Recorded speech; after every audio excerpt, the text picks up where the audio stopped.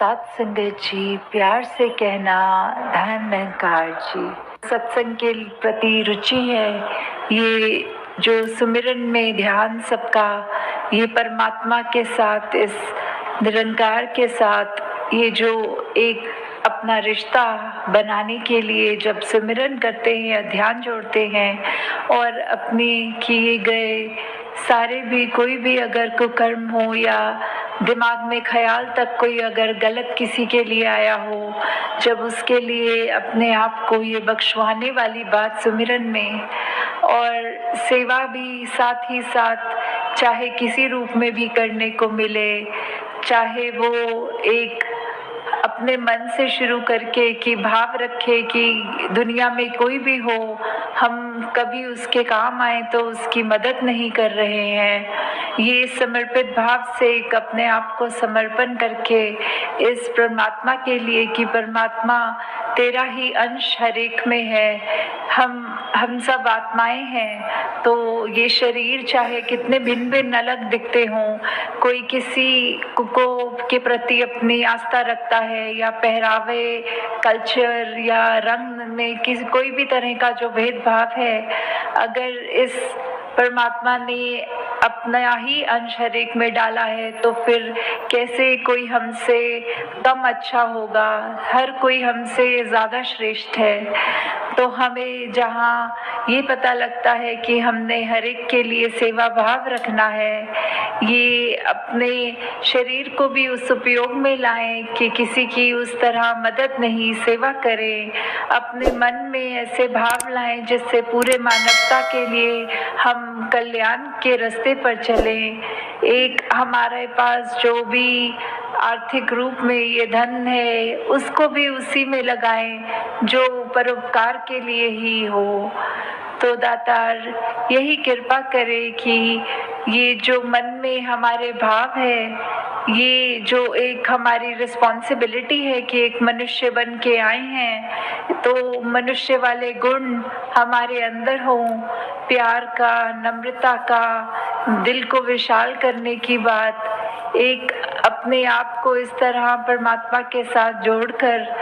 खुद वो वननेस का प्रतीक बनना है हर एक के साथ, चाहे हम कितने भी स्वभाव रूप में और इंसानों से अलग हों, तो भी एक हार्मनी वाली बात के कैसे हमने एक उस तरह ढल के एक पीसफुली को एग्जिस्ट करके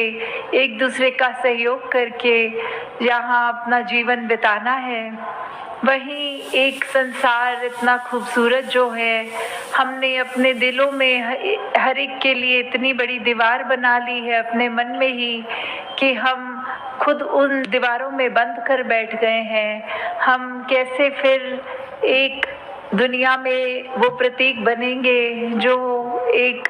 दूसरे के दिल तक पहुंचने वाली बात होती है, कि कैसे हमारी जिम्मेदारी बन जाती है कि मनों में जो हमने खुद ही दीवारें बनाई हैं एक दूसरे के प्रति, उसको तोड़कर उसकी जगह पुल स्थापित करें ताकि एक दिल से दूसरे दिल तक हमारी बात पहुंचे, ना कि दीवारें बन के हम वो अपने आप को ही एक बंद कर लें।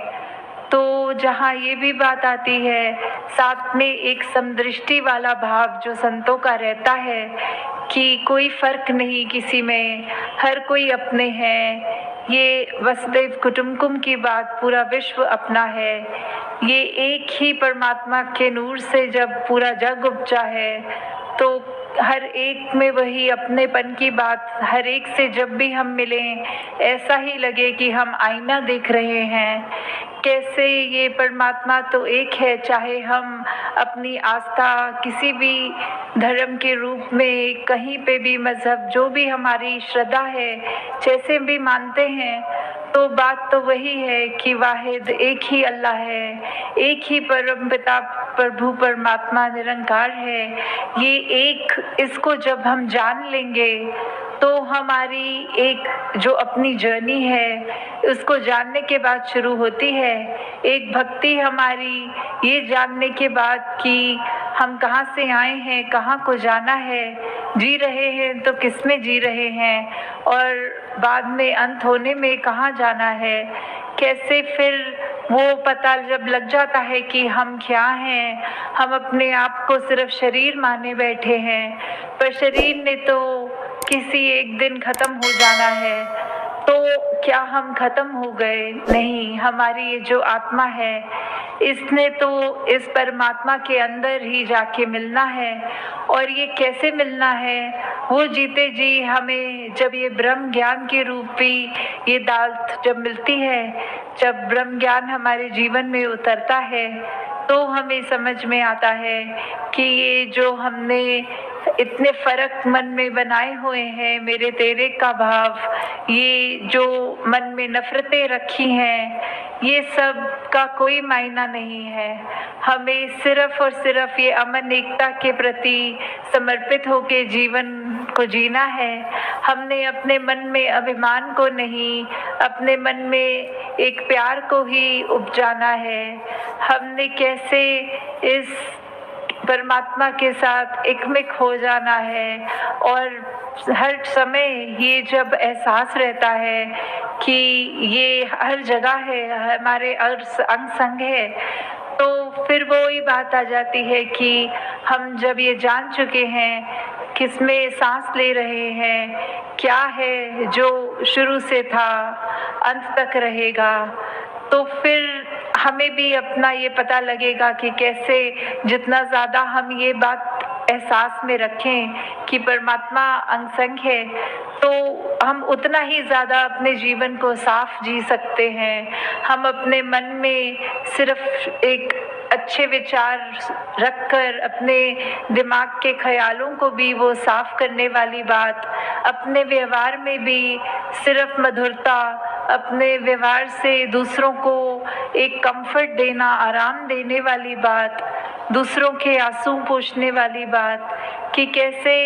वो हमारे ऊपर ही डिपेंड करता है कि हम अपने जीवन को कैसे चलाएं। इस परमात्मा ने तो हमको, अगर ये ब्रह्म ज्ञान रूपी दात हमने प्राप्त कर ली, तो उसके बाद ये चेतनता दी हुई है, ये हमारी सूझबूझ है, हमें ये कैसे किस राह पे जाना है, इतनी समझ बख्शी है। तो हम फिर खुद ही, अब वो चुनाव की घड़ी है जहाँ हर पल जीवन जीते जीते वो होगी कि क्या हमने ऐसा इंसान बनना है जो अपने लिए तो एक खराब अपना जीवन कर ही रहा है, पर दूसरों को भी सिर्फ उनका सुख चैन छीन कर उनको भी दर्द बांट रहा है, या फिर एक ऐसा व्यक्ति बनना है जो जहाँ खुद तो मन में ये ठंडक, ये परमात्मा का दिया सब कुछ, उसका शुक्राना कर रहा है,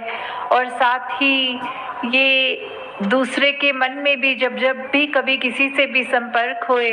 तो उन पे क्या प्रभाव आ रहा है हमसे मिलने के बाद, क्या वो सचमुच ये कह रहे हैं कि ये व्यक्ति जैसा तो जीवन हरेकता होना चाहिए, इस व्यक्ति को मिले चाहे पल दो पल ही मिले पर बहुत सुकून मिला। ये ऐसी बात आ जाती है कि हम जब खुद ही इस परमात्मा की इबादत में रंगे गए हैं, इसी का रंग हम पर चढ़ गया है, इसके गुण हम अपने मन में डाल लेंगे, तो हम जितनी ज़्यादा कोशिश होती रहे उतने ज़्यादा इस जैसे बनेंगे, और जब इस जैसे बन गए तो हमारे दिल में कोई खोट नहीं रह जाएगी। तो दातार कृपा करे कि कैसे हमने अपने जीवन में सिर्फ इसी बात का ध्यान रखना है कि हमारा एक एक कदम जो हो इस जीवन का वो वैसा हो जो युगों युगों से संत बताते हैं कि एक असली जीवन जिया उसको नहीं कहते कि सिर्फ सांसें लेनी है और अपने जो जो भी कार्य हैं उनको करना है। इस दुनिया में आए हैं तो वो जिम्मेवारी तो है, ये घर परिवार की भी जिम्मेवारी है, समाज की भी जिम्मेवारी है, अपने प्रति औरों के प्रति ये जो रिस्पॉन्सिबिलिटी है उसको जहाँ हमने इस भौतिक जीवन की तरह जीना ज़रूर है, अपनी एक जिम्मेवारियों से पीछा नहीं छुड़ाना है, पर वहीं साथ ये बात संत समझाते हैं कि सबसे ज़रूरी बात तो ये है कि हमने अपनी आत्मा की पहचान उसको बतानी है कि परमात्मा क्या ही अंश है, और वो दात इस ब्रह्म ज्ञान की अपने जीवन में हम जितनी ज़्यादा उतारेंगे, जितना एहसास परमात्मा से अपना रिश्ता बना के रखेंगे, उतना ही ये जीवन जीना हमारे लिए एक एक पल में आसान सहज हो जाएगा, क्योंकि ये परमात्मा बहुत ही स्थिर है। ये समय के साथ बदलता नहीं, ये परिस्थितियों के साथ बदलता नहीं, ये हमेशा एक जैसा रहता है। तो हम अपने मन को जब इसमें टिका लेंगे तो फिर संसार की कोई भी परिस्थिति हो, हमारा मन उस तरह उस परिस्थिति के साथ एक ज़्यादा इधर उधर कोई उथल पुथल नहीं होगी मन में। फिर हम एक सहज जीवन की ओर अपने आप को बढ़ा लेंगे, जहाँ ये खुशी और दुख से ऊपर उभर के वो जो बात होती है आनंद की अवस्था, ये ब्लिस,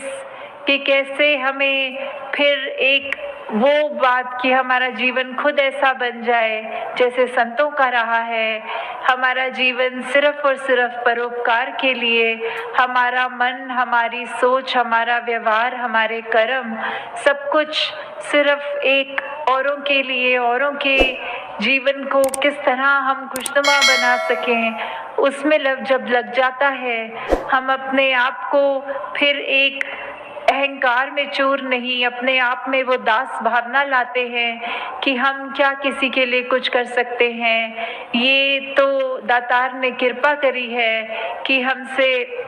कुछ अगर करवा भी रहा है तो ये हमारे हाथ नहीं, ये परमात्मा ने ज़रिया हमें बनाया है कि हम किसी के मुख पे थोड़ी सी भी हंसी ला सके। तो वही बात आ जाती है कि कैसे कभी कभी एक छोटी छोटी चीज़ें जो हम अपनी ज़िंदगी में, अपने व्यवहार में जब बदल लेते हैं, तो उससे हम अपने लिए भी एक ज़िंदगी बहुत सुखदायी वाली बात आ जाती है कि ये खुशी खुशी जीवन में एक वो राह बना लेते हैं, जिसमें चाहे परिस्थितियां दुख वाली भी हों तो भी एक परमात्मा से हम शिकवा नहीं करते कि हमारी ज़िंदगी ऐसी क्यों बना दी, उस व्यक्ति को तो ये सब दिया ज़िंदगी में पर मुझे ये कुछ नहीं दिया। फिर तो जितना मिलता है उसी में शुक्राना निकलता है कि मालिक तूने इतना तो दिया, हो सकता है इससे ज़्यादा अगर मुझे देता था तो उसकी कदर में नहीं कर पाता, उसका उपयोग में अच्छे से नहीं कर पाता। तो जितना दिया है उसी में ये शुक्र की भाव, ये एक मन से एक जो थैंक्स निकलता है परमात्मा के लिए, जितना ज़्यादा हम वो करेंगे, जितना हम समझेंगे कि हमारे साथ परमात्मा कुछ भी ऐसा नहीं होने देगा जो हमारे लिए एक कल्याणकारी बात नहीं है, तो उतने ही जल्दी हम अपने मन को ये ठहराव दे सकेंगे। एक हम अपने जीवन को उस बहती हुई फ्लोट जैसे करते हैं हम पानी में कि चाहे कैसी भी लहरें हों, हम बस एक छोर से दूसरी छोर वो फ्लोट करते करते एक ऊपर से ही पानी के आ जाएंगे। जैसे ये परिस्थितियां तो एक कारपेट की तरह हैं, उसको अगर हम अपने कदमों के नीचे रखेंगे तो कैसी भी वो परिस्थिति हो, वो कारपेट कितना भी टेढ़ा मेढ़ा हो या किसी भी रंग का हो, कैसा भी रूप आकार हो, तो वो परिस्थितियां भी ऐसी, अगर हम उनके ऊपर हैं उसको तवज्जो नहीं देंगे, उसको एक इतना अहम नहीं बनाएंगे, तो ही ये जीवन आसान रहेगी। पर अगर हमने उसको अपने घर की छत बना लिया तो फिर हमें लगेगा कि सब कुछ परिस्थिति ही है, जैसे हैं अभी खुश हो जाएंगे, अभी कुछ ठीक नहीं हुआ तो इतने दुखी कि डिप्रेशन तक हमारे को ये डूब ले जाएगी। तो हमने किस तरह अपने आप को संभालना है, उसका तो ये परमात्मा ने रास्ता हमको दिया हुआ है। बस हमारा अब ये कर्म होता है कि हमने कैसे अपने आप को वो संतों वाली मति, ये जो संतों की सोच है, उस सोच को अपना के अपने जीवन को निखारते हुए अपने जीवन को आगे से आगे बढ़ाना है। तो दासी और समय नहीं लेगी इन्हीं शब्दों के साथ कि आप सबका जीवन जिस तरह ये लगन के साथ चलता जा रहा है सेवा सिमरन सत्संग के प्रति, इस निरंकार के प्रति, तो आगे से आगे भी अपने जीवन को इसी राह पे रखते हुए एक एक पल में इस परमात्मा का एहसास करते हुए ये जीवन को आगे चलाते जाएं। सत्संगत जी, धन निरंकार जी।